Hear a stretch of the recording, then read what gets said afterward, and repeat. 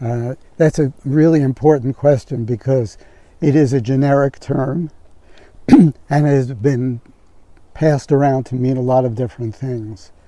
And I want to try to be really precise with what I'm talking about. There is this energy that I referred to, that everything is in vibration. Sometimes, you take a lot of drugs, or your ordinary reality is suspended, and you look out and you see things in a different way than you would ordinarily see them. That happens. That's available. You can get a flash. Anybody can get a flash of that.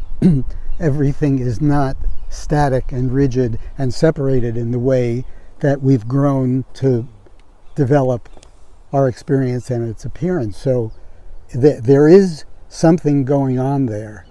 And it's very, very basic and very subtly hidden by all the noise of the world and the pictures and the sights and the sound. But it's inside and inside.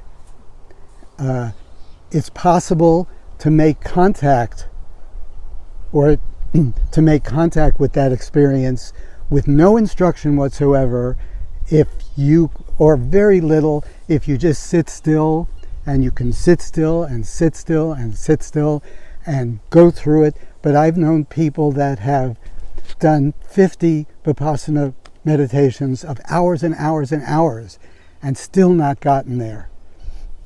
So what's the story? It's like a diabolical trick on the part of that creative energy that it's just not letting us get there.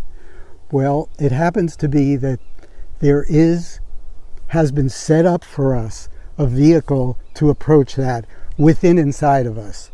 That thing within inside of us is not part of that.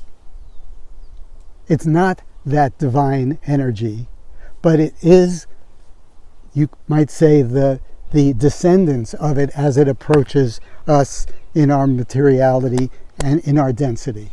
Because it's, of course, invisible, inaudible. It's moving at the speed of light. It's just not part of our reality.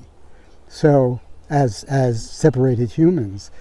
But within us, there is some equipment that is available that we can approach that. Now, everybody knows, and people have practiced breath exercises, and breath is obviously very, very basic to where life comes into us. We know your first breath and your last breath. We know breath is key. So a lot of exercises in meditation relate to breath. But still, people have done breath exercises for years and years and years and gone over it and over it and over it, and still not gotten to that energy where it becomes real enough to them that it is their reality. So, once again, it's possible to look at a candle. It's possible to do breath exercises. The energy is there. It's there inside us. It's there outside us. It is there, and it is vibrating. But it does descend toward us in increments of density. It descends to us in the form of light. We know that. Energy moves faster than light. Light squared is energy. And then sound, it descends to us in light, it descends to us in sound, and those manifestations occur within us. Light occurs within us, sound occurs within us. Within us. Not as a divine manifestation, but as a hook, a place to start, breadcrumbs that can lead us to those experiences if we learn how to focus on them.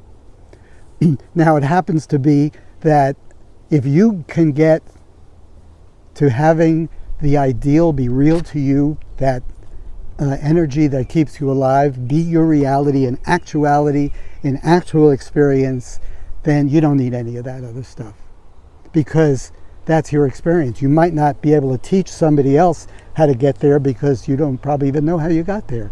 Rock in the head, whatever. But if you want to really learn how to do that as a human being, that's possible. It has been given to us as a gift. As a gift, in our human body, we have portals to light and sound within us, if we can sit and concentrate on them and be with them. And it is possible. I exist as a possibility, as not somebody who was a meditator. As you hear a little about my story. I was not a meditator, but I learned to meditate. I learned these techniques that this person taught me. I learned how to be here.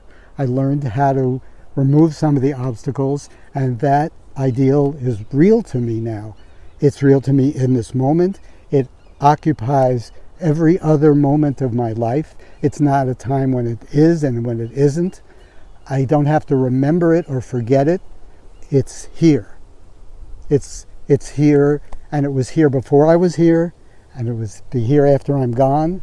So when I refer to meditation, I respect anybody trying to be still, quiet the mind, have some relaxation. I respect all those things. It's certainly better than any of the alternatives. But if you want to get to the energy that keeps you alive and that be your reality, and you're not some super whiz-bang lucky person, you need some help.